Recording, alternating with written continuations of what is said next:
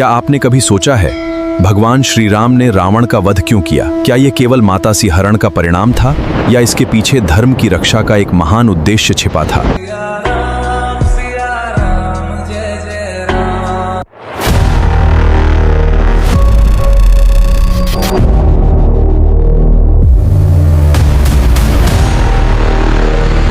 क्या आपने कभी सोचा है भगवान श्री राम ने रावण का वध क्यों किया? क्या यह केवल माता सी हरण का परिणाम था या इसके पीछे धर्म की रक्षा का एक महान उद्देश्य छिपा था? माता सीता का हरण एक बड़ा अपराध था, लेकिन यही एकमात्र कारण नहीं था। रावण का अहंकार, अधर्म और निर्दोष ऋषियों पर अत्याचार पृथ्वी का संतुलन बिगाड़ चुके थे। श्री राम का उद्देश्य केवल रावण को हराना नहीं था, उनका लक्ष्य था धर्म की पुनः स्थापना करना, ताकि सत्य, न्याय और मर्यादा की रक्षा पूरे संसार में हो सके। जब धर्म और अधर्म का अंतिम संघर्ष हुआ, तब श्री राम ने दिव्य ब्रह्मास्त्र का संधान किया।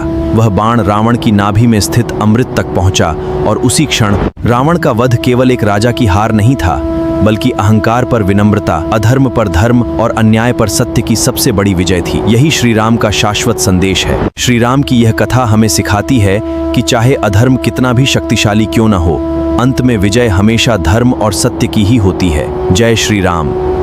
रावण अत्यंत विद्वान था, फिर भी उसका अहंकार उसके ज्ञान से बड़ा हो गया। जब मनुष्य सत्य और धर्म का मार्ग छोड़ देता है तो उसका पतन निश्चित हो जाता है। युद्ध से पहले भी श्री राम ने रावण को सुधरने का अवसर दिया।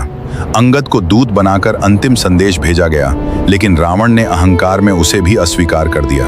रावण को अनेक बार चेतावनी दी गई, लेकिन अहंकार ने उसकी बुद्धि पर पर्दा डाल दिया। उसी क्षण उसका अंत लगभग तय हो चुका था। इसके बाद धर्म और अधर्म का महायुद्ध आरंभ हुआ।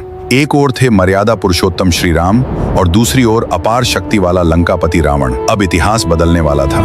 युद्ध कई दिनों तक चलता रहा। रावण बार बार अपनी मायावी शक्तियों का प्रयोग करता, लेकिन श्री राम हर बार धैर्य, नीति और धर्म के बल पर उसका सामना करते रहे। युद्ध के बीच विभीषण ने श्री राम को एक महत्वपूर्ण रहस्य बताया। रावण की शक्ति असाधारण थी, इसलिए उसे पराजित करने के लिए सही समय और सही लक्ष्य चुनना आवश्यक था।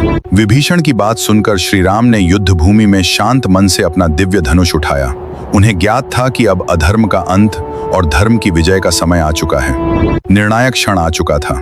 श्री राम ने दिव्य ब्रह्मास्त्र का संधान किया। पूरा आकाश उस दिव्य तेज से प्रकाशित हो उठा और युद्ध भूमि में गहरा सन्नाटा छा गया। अगले ही क्षण श्री राम ने दिव्य बाण छोड़ दिया।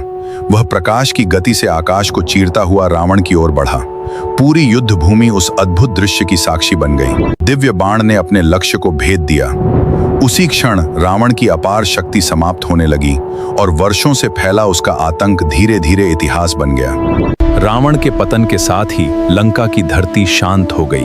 वर्षों से फैला भय समाप्त होने लगा और हर ओर धर्म की विजय का संदेश गूंजने लगा। लेकिन क्या रावण केवल एक अत्याचारी राजा था? नहीं, वो महान विद्वान, शिवभक्त और असाधारण योद्धा भी था। उसके जीवन से मिलने वाली सबसे बड़ी सीख अभी बाकी है। युद्ध समाप्त होने के बाद श्री राम ने लक्ष्मण से कहा, जाओ रावण से जीवन का अंतिम ज्ञान प्राप्त करो, क्योंकि महान विद्वान से सीख उसके अंतिम क्षणों में भी मिल सकती है। श्री राम ने यह भी सिखाया कि शत्रु का अंत होने के बाद वैर समाप्त हो जाता है।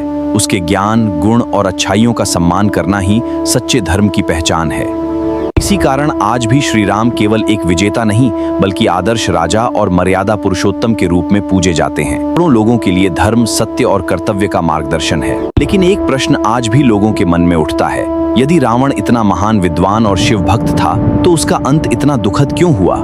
इसका उत्तर उसके अहंकार में छिपा था। रावण की सबसे बड़ी भूल उसकी शक्ति नहीं, बल्कि उसका अहंकार था। ज्ञान होने के बाद भी जिसने धर्म का साथ छोड़ दिया, उसका पतन समय आने पर निश्चित हो गया।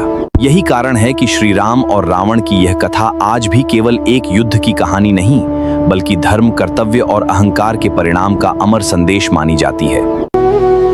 श्री राम ने रावण का वध, जब अन्याय अपनी सीमा पार कर देता है, तब न्याय की स्थापना ही सबसे बड़ा कर्तव्य बन जाती है। यही कारण है कि आज भी करोड़ों लोग श्री राम को केवल भगवान नहीं, बल्कि आदर्श पुत्र, आदर्श राजा और धर्म के सबसे महान रक्षक के रूप में स्मरण करते हैं। राम और रावण की यह कथा आज भी हमें एक ही बात सिखाती है, ज्ञान, शक्ति और सफलता तभी महान है जब उनके साथ विनम्रता और धर्म भी हो। आज भी जब विजयादशमी आती है, तब रावण के पुतले का दहन केवल एक परंपरा नहीं, बल्कि अहंकार, अन्याय और अधर्म सत्य की विजय का प्रतीक माना जाता है।